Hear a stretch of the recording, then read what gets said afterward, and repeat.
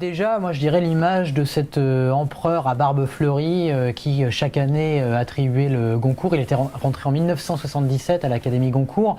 Et en fait, je dirais que cette image-là du grand Manitou des lettres, du messie cosmoplanétaire de Saint-Germain-des-Prés, a occulté en fait quelqu'un qui était, bon, un journaliste, vous savez qu'il a collaboré au Point, donc c'est quelqu'un de la maison, mais surtout un écrivain. En fait, quand je suis arrivé au Point, on m'a demandé de chroniquer le premier roman de François Nourricier, un roman qui était paru dans les années 50, qui s'appelait L'eau grise, et qu'on venait de rééditer. Et en fait, quand je l'ai lu, je me suis dit, c'est du Houellebecq.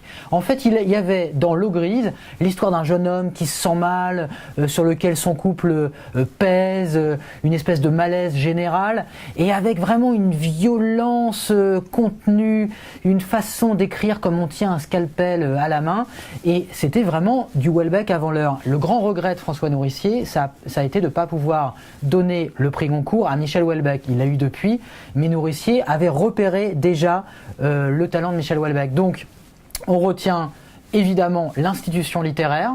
Ça donnait du lustre, parce que évidemment quand vous aviez ce type comme ça, avec cette barbe blanche, cette barbe longue, il y avait un côté solennel. On parlait beaucoup du Goncourt, on en parle toujours, mais on en parlait énormément à l'époque.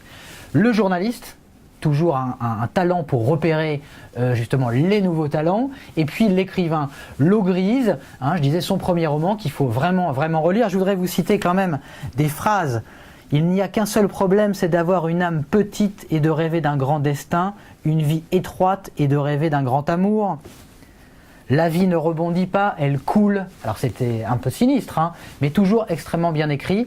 Et puis peut-être son grand roman L'Empire des nuages, qui le pose vraiment en Balzac des années Giscard, quoi. C'est la France des autoroutes, l'art contemporain. C'est la France qui sort de la paysannerie, qui arrive dans cette modernité avec toujours une grande ironie. Je pense que c'est quelqu'un aussi, ça sera la dernière image peut-être à garder de lui, c'est quelqu'un qui pensait que écrire c'était pas juste pousser un cri, mais c'était descendre en soi pour explorer un peu les travers, le malaise contemporain, le scalpel à la main, quoi. Voilà, c'était ça François Nourricier.